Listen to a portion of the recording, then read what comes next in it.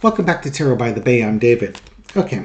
Gary and I believe did a video on this one. I've talked about it on this channel likely too. To watch Donald Trump as his poll numbers dip. And as his poll numbers dip, he's going to get more and more unhinged.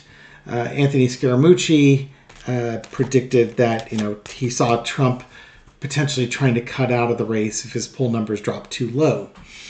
So we just had the DNC wrap up last week. NPR presented the new 538 poll that came out today. 538 takes a snapshot. It's a polling thing, but it takes like a bunch of different polls that are reliable and makes it a composite to show what's going on. I don't remember the actual number, so I don't have the 538 poll up right now. NPR has a link, and I'll put a link of the NPR article in the description here. They're showing what's changed over the last 3 weeks. August 5th, Minnesota was leaning Democrat. It's now likely Democrat. 10 electoral votes. Wisconsin, 10 electoral votes. Went from a toss-up to leaning Democrat. Pennsylvania with 19 votes. Went from a toss-up to leaning Democrat. Nevada with 6, North Carolina with 16, and Arizona with 11 on August 5th were all leaning GOP. These are now all toss-up states. And lastly, and unusually, Florida, with its 30 electoral votes, went from likely GOP to leaning GOP. Further, in the Sun Belt, Trump has like a 2-point lead in Georgia, so he's still holding on to Georgia right now.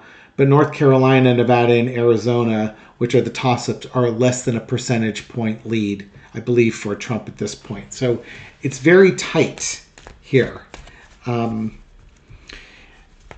Harris is doing well. There's a lot of momentum on her campaign, and great performance at the DNC. Not just solid, great performance at the DNC.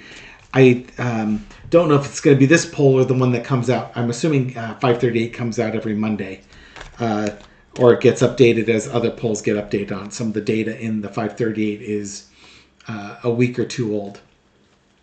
Regardless, Trump is slipping in the polls. He's slipping the grip is slipping in, especially in battleground states.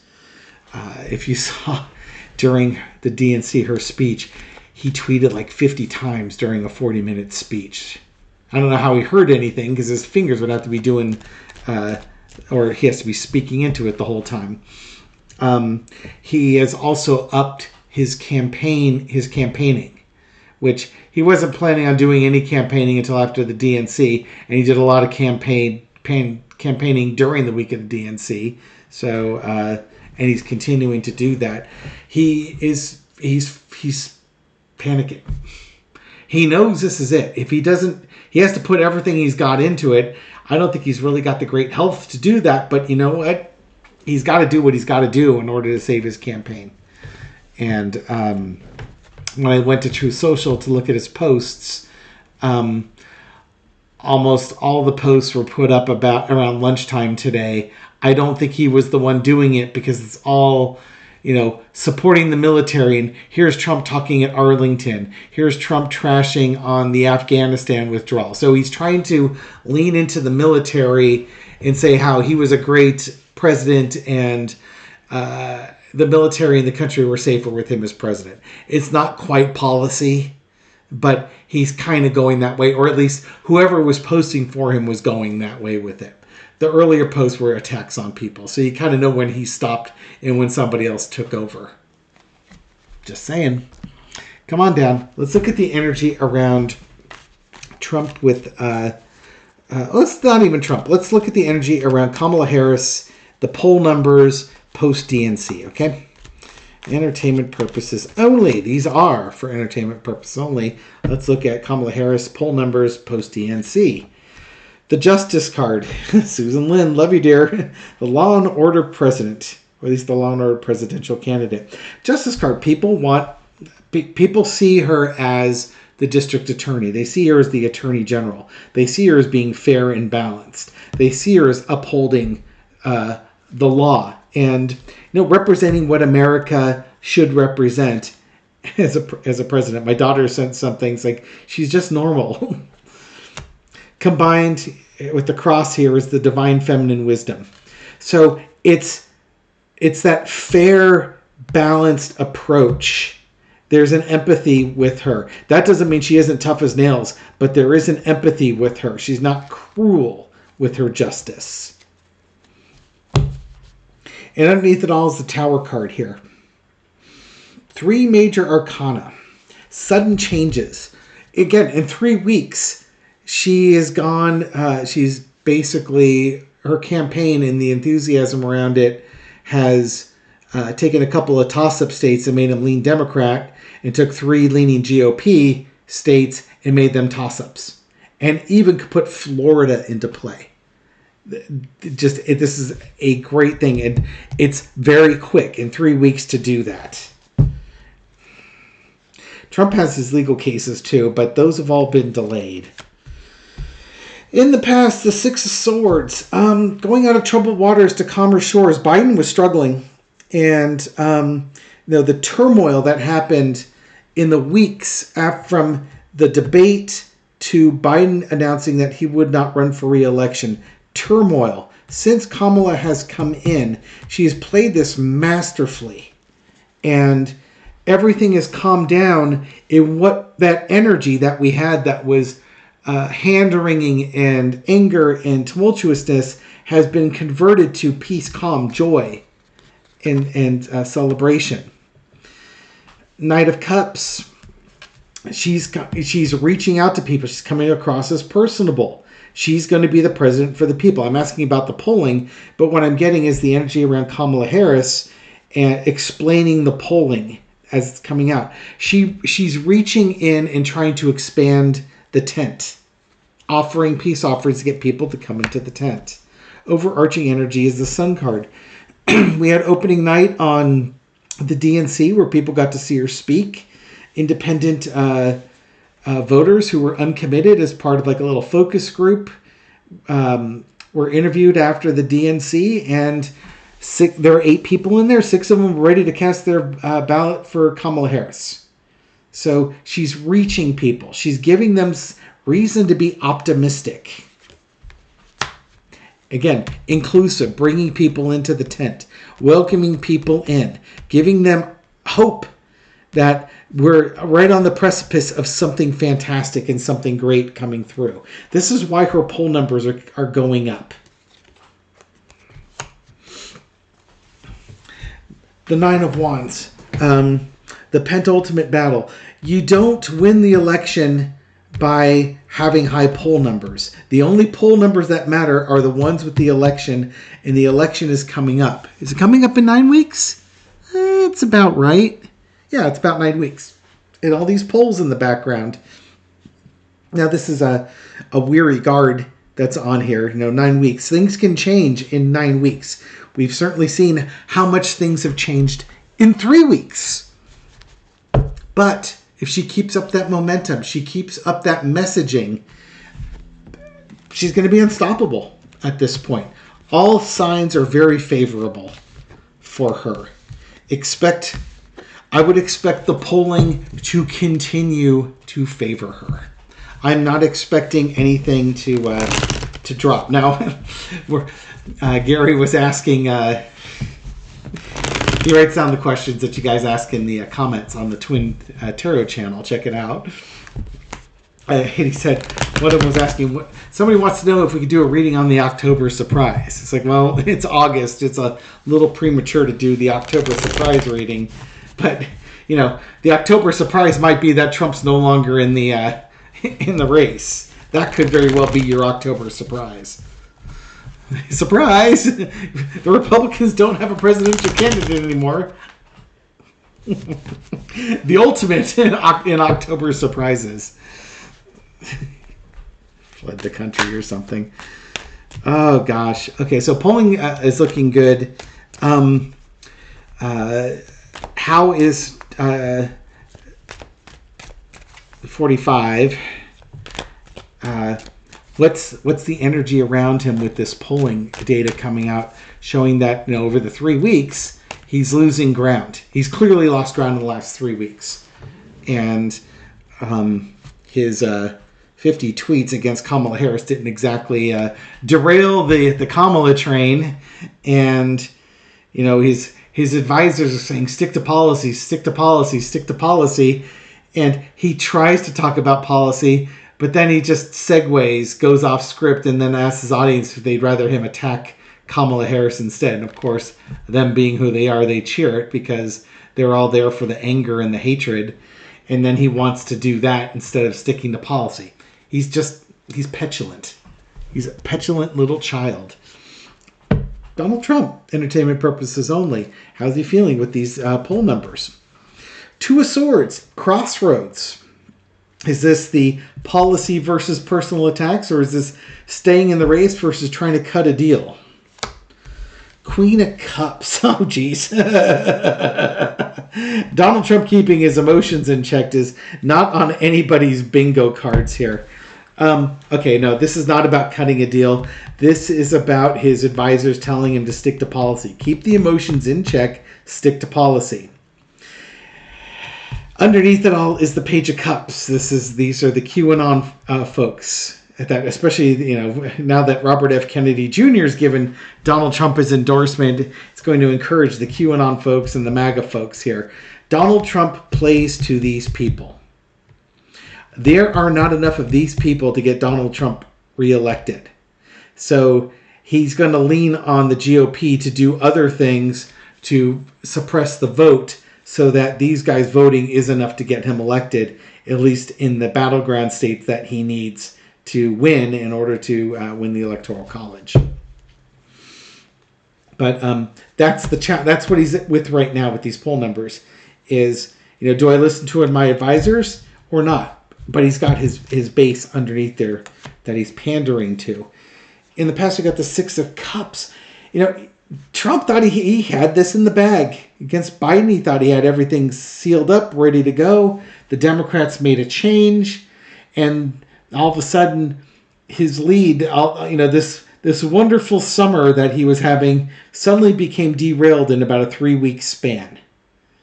And that's why he's raging that it's like a coup that Kamala Harris came in, and his whole campaign was against Joe Biden. And it's unfair, and Biden should come back at the DNC and take his rightful place. You notice how that didn't happen? Yeah, you notice that? He's simple. Donald Trump is simple. He keeps his message simple for these people. The problem is that they're so ingrained with this message that they don't have the ability to switch gears. Current situation is the Eight of Cups.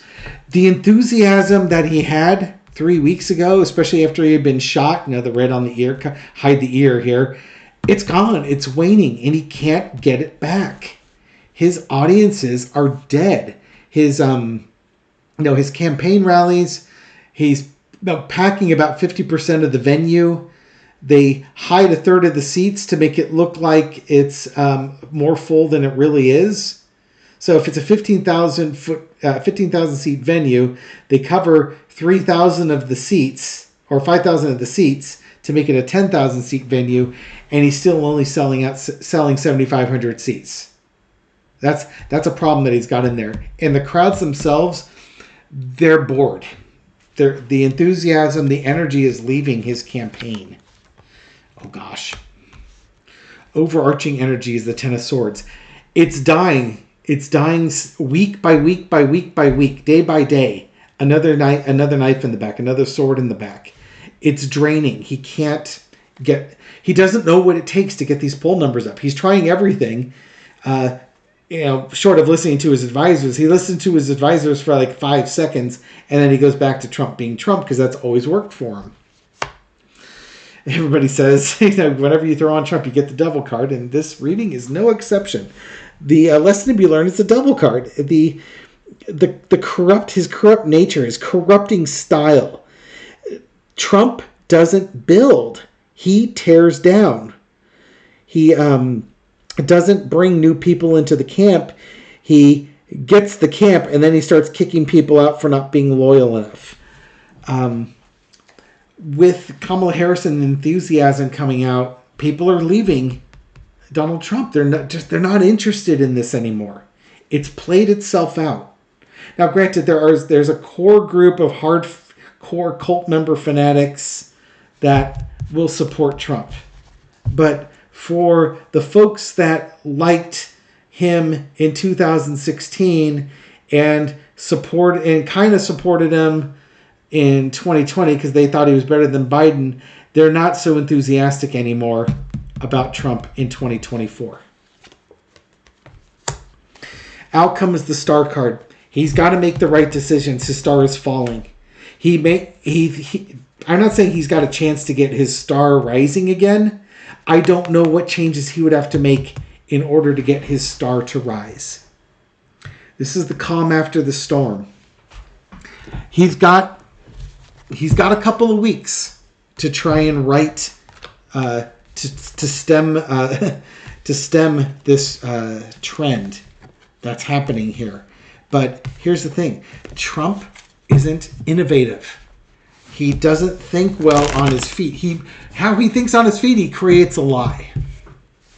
But he's not innovative. That's all he does. That's his one trick: lying and bluff. Well, not one trick. He's got a small bag of tricks. Lying and bluffing are two of them. Speaks in vague generalities. Not even generalities, vague generalities. It's not redundant. It's done for emphasis. His poll numbers are dropping.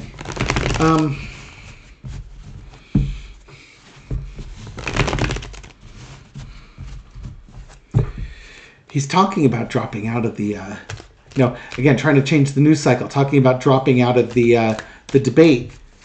Have you even heard it? I mean, it's just the most ho-hum, oh, you're going to drop out of the debate again. It's like the news agency, it's not even news, you know? He's like the little boy who cried wolf. He's done the same trick so much that there's no anxiety that comes from it. He's losing his grip. Little 4 Carter on Donald Trump for September with his polling. Give me an idea of what his polling and mindset's going to be in September. Okay, we're at the end of August here. Stealing, lying, cheating, maybe even trying to sneak away. Strength card, the celebration, the victory, and the 2 of Wands. First thing that came to mind is like, well, he could leave the campaign. He could decide to, to skedaddle and making plans for that. As he sees, here's what's going to happen. If he sees that Kamala Harris is going to win, he's going to try and negotiate something to come across as victorious. I mean, to me, that's kind of one way to look at it. Really what I see happening here is he's going to really amp up the rhetoric about the election being stolen and trying to get the dirty tricks done. I still see Kamala Harris winning. She's got a much stronger campaign. She's going to be victorious, but he's been planting the seeds of elections, stolen election, rigged elections for months now. And he did that every election. I think in September, you're going to see more of it. Alternatively, come on down, one last one. Maybe for us on an optimistic thing, he runs out of the country. We celebrate because it means that he can't be president because he's fled. He's pretty much flushed his campaign down the toilet. Kamala is going to be victorious, and we still need to vote. Though, even if he runs, if he becomes medically unable, swords are about intelligence, and say he has a stroke or something like that, and he can't, he's not medically able to be the president, we still have to vote. We still have to give Kamala Harris a blue Senate and a blue House of Representatives, a blue Congress, so that they can get stuff done. It would be funny, ironic maybe is the better word, is that, Trump leaves the campaign and then the Democrats, so happy, don't actually go out and vote. And then you have Kamala Harris as the president, but then you have a red Congress. which would be the worst, would be terrible. It would be terrible for democracy. So remember, check your registration, check it twice, like a Christmas list, get out and vote, and we'll bring this home. We will land this plane, and we will give Kamala Harris all the tools she needs, and the Democrats the tools they need to get stuff done. And that's what we want. Thank you very much for watching this video. It is for entertainment purposes only, and I hope you found it insightful. And I'll catch you on the next one. Take care.